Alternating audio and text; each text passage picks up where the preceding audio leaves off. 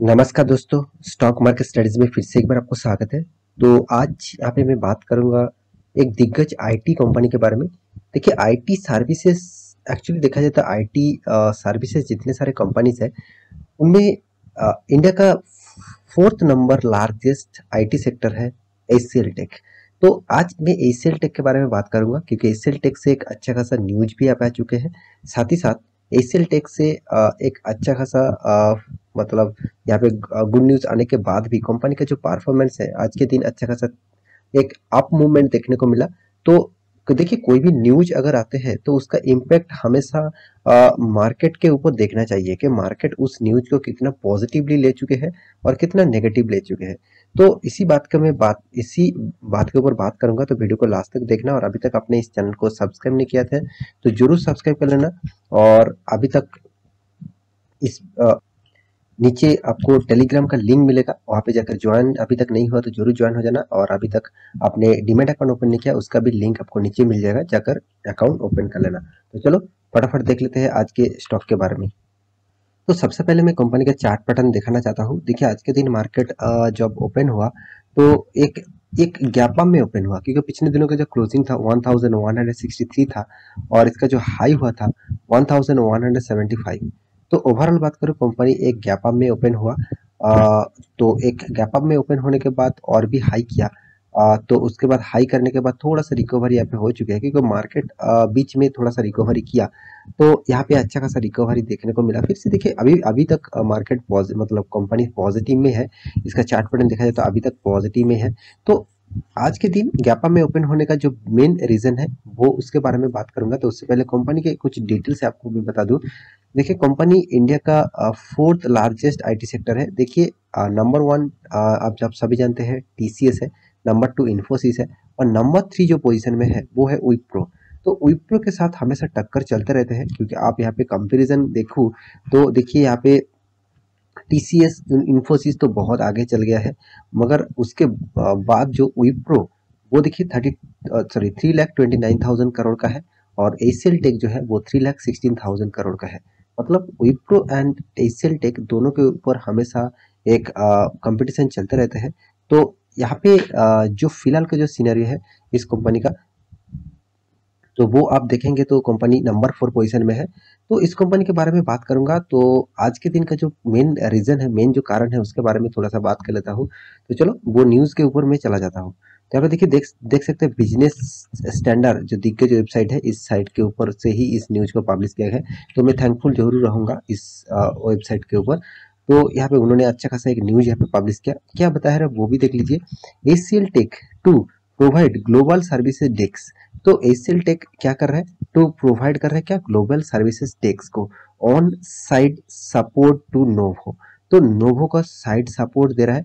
तो किस तरीके से सपोर्ट दे रहा है वो भी आपको देखना चाहिए, और नोवो कौन है वो भी आप देखना चाहिए, मतलब नोवो कौन सा है तो वो भी आपको देखना चाहिए।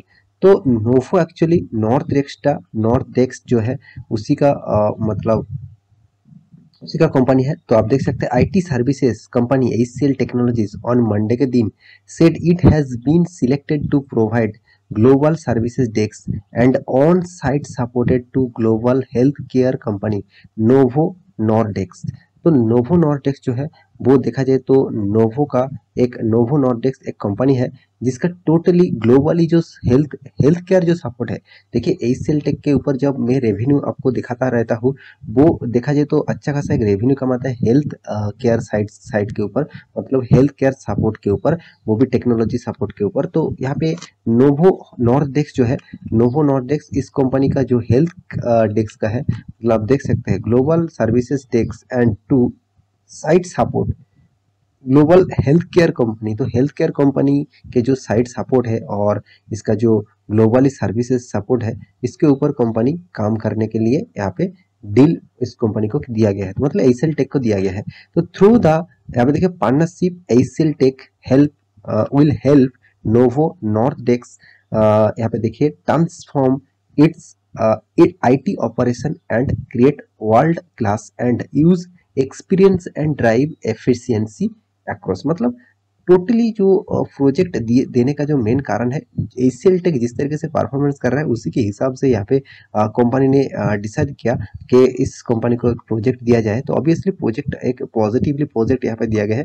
तो मुझे लगता है इस तरीके से प्रोजेक्ट कंपनी को मिलता रहे तो कंपनी एक अच्छा खासा काम भी करेगा, साथ ही साथ कंपनी का फ्यूचर भी ब्राइट होगा। तो कंपनी का फ्यूचर के बारे में बात करूँ तो ऑब्वियसली फ्यूचर ऑब्वियसली पॉजिटिवली है, क्योंकि देखिए एचसीएल टेक जैसे कंपनी पहले ही तो एक पॉजिटिव में है, साथ ही साथ मैं पिछले बार भी एक आपको वीडियो बना के दिया था कि एचसीएल टेक जो है वो अमेरिकन बाजार मतलब यूएस मार्केट में भी यहाँ पे दाखिल होने वाले हैं।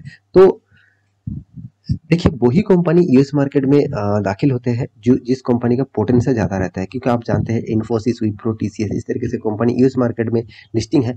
तो ये जो न्यूज़ है वो ऑब्वियसली एक पॉजिटिव है, क्योंकि आप देख सकते हैं यूजिंग द नॉलेज, यहाँ पे देखिए centred services methodology and it's automation and self services capability, HCL will support over 48,000 and user 20 languages. मतलब कितना लैंग्वेज के ऊपर कितना सपोर्ट कंपनी देते हैं 48,000 एंड यूजर के ऊपर अक्रॉस 58 कंट्रीज।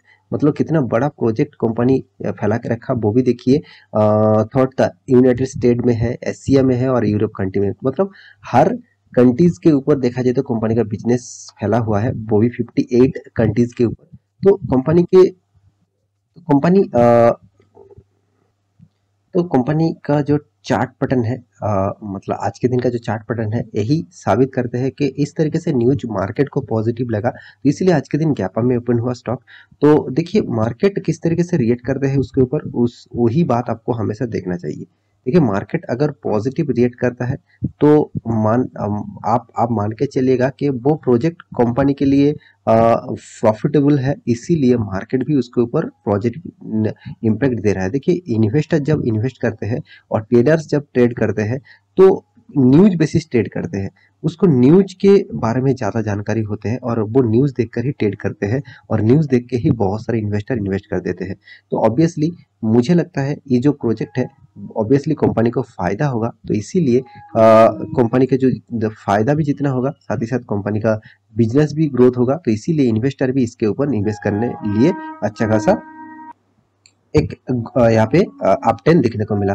तो यहाँ पे कंपनी के बारे में बात करूँ तो देखिए कंपनी के बारे में कुछ यहाँ पे बात जितना भी करूँ उतना भी कम लगेगा, क्योंकि कंपनी एक ऐसा कंपनी है जो हर साल में हर क्वार्टर में अच्छा खासा परफॉर्मेंस कर रहा है। आप देखेंगे तो कंपनी का क्वार्टर बेसिस सेल के बारे में बात करूँ तो हर क्वार्टर में कंपनी का सेल्स ग्रोथ हो रहा है। साथ ही साथ आप देखेंगे तो साथ ही साथ कंपनी का जो इंटरेस्ट है वो भी देखेंगे तो बहुत कम कंपनी को इंटरेस्ट पे करना पड़ रहा है। तो इस कंपनी टोटली आप डेट फ्री बोल सकते हैं, कंपनी का जो परफॉर्मेंस है उसके हिसाब से कंपनी टोटली डेट फ्री आप बोल सकते हैं। तो देखिए कंपनी का नेट इनकम के बारे में बात करूँ तो हर क्वार्टर में कंपनी ने अच्छा खासा प्रॉफिट भी यहाँ पे किया। जितने सारे कंपनी के एक्सपेंस है उस एक्सपेंस को माइनस करके कंपनी ने अच्छा खासा एक यहाँ पे प्रॉफिट भी किया। और कंपनी के जो डेप्थ के बारे में मैं बात किया तो आप देख सकते हैं कंपनी का जो डेप्थ है वो एनुअली इनकम के बेसिस से कंपनी का डेप्थ बहुत कम है, 50% कम है, इसलिए कंपनी को आप डेप्थ फ्री बोल सकते हैं, क्योंकि इसका डेप्थ ऑफ इक्विटी है 0.10, मतलब इसका आप इस कंपनी को डेप्थ फ्री भी कंसीडर कर सकते हैं। और कंपनी का total return of capital employed और रिटर्न ऑफ इक्विटीज के बारे में बात करें तो अच्छा खासा लेवल में यहाँ पे देखने को मिलेगा। सबसे जो पॉजिटिविटी में इस कंपनी के बारे में जो लगा, कंपनी का टोटल जो पी रेशियो है वो अभी रिजनेबल प्राइस में है। साथ ही साथ कंपनी का इंडस्ट्रीज पी रेशियो के हिसाब से कंपनी का पी रेशियो ठीक ठाक लेवल में है। और एक चीज मैं आपको जरूर यहाँ पे बताने वाला हूँ, कंपनी का डेटोस डे मतलब कंपनी का जो हाथ में पैसा आ रहा है वो भी देखिए 66 डेज लग जा रहा है। तो चलो ठीक है, एक अच्छा खासा टाइम में भी नहीं आ रहा, थोड़ा सा टाइम डिले हो रहा है तो फिर भी ठीक ठाक है। तो कंपनी का जो पे करना पड़ रहा है वर्किंग कैपिटल जो डेज है वो भी देखिए 52 डेज है। तो यहाँ पे वर्किंग कैपिटल डेज भी ज़्यादा देखने को मिला। तो इस कंपनी ने आपको एवरेज हमेशा अच्छा खासा प्रॉफिट दिया है। कंपनी आपको एवरेज दिखा दूँ तो करीबन 25 से 30% तक रिटर्न आपको सालाना देते रहते हैं। तो देखिए 25 से 30% रिटर्न कोई खराब नहीं है, एक एवरेज रिटर्न आपको हमेशा इस तरीके से मिले तो एक हमेशा आपको पोटेंशियल जरूर दिखेगा। हाँ, आप कहेंगे सर इससे ज़्यादा क्या इस कंपनी के ऊपर प्रॉफिट नहीं मिलेगा? मिल भी सकता है, मगर आप देखेंगे 35 टू 40% से भी ज़्यादा नहीं होगा, क्योंकि ये एक लार्ज कैप कंपनी है और लार्ज कैप कंपनी हमेशा इस तरीके से ही प्रॉफिट रिटर्न देते हैं। आपको देखिए रिस्क कम लेकर काम करना है तो आपके लिए इस कंपनी बेस्ट रहेगा, और आप थोड़ा सा रिस्क लेकर काम करना चाहते हैं तो आप small cap and mid cap type company के ऊपर जा सकते हैं। तो मेरे कहने का मतलब आप समझ चुके हैं। तो यहाँ पे इन्वेस्टर की बात करूँ तो इन्वेस्टर भी देखिए अच्छा खासा माल इस कंपनी के ऊपर उठा के रखा। एफ के बारे में बात करूँ तो एफ 20% और डीएस के बारे में बात करूँ तो डीएस 13% तक होल्डिंग इस कंपनी के ऊपर रखा है, और पब्लिक के बारे में बात करूँ तो 5.28% का होल्डिंग पब्लिक के पास है। तो ओवरऑल इस कंपनी के हर किसी के पास इस हिस्सेदारी है। तो यही सबसे बड़ी बड़ी बात है। इंस्टीट्यूशन अगर कोई भी स्टॉक में निवेश ज्यादा करके रखा, उसका मतलब इंस्टीट्यूशन बहुत चाहते हैं उस कंपनी को और आगे ले जाने के लिए, और एक अच्छा खासा निवेश भी वो करके रखा है। तो आशा करता हूँ सारा जानकारी आपको मिल चुका है। तो मेरे वीडियो अच्छा लगे तो लाइक करना, और इस स्टॉक के बारे में पूरा जानकारी कर लेने के बाद ही निवेश करना। तो मिलते हैं नेक्स्ट स्टॉक लेके, तब तक के लिए अच्छे से रहिए, अपने ख्याल रखिए, बाय बाय।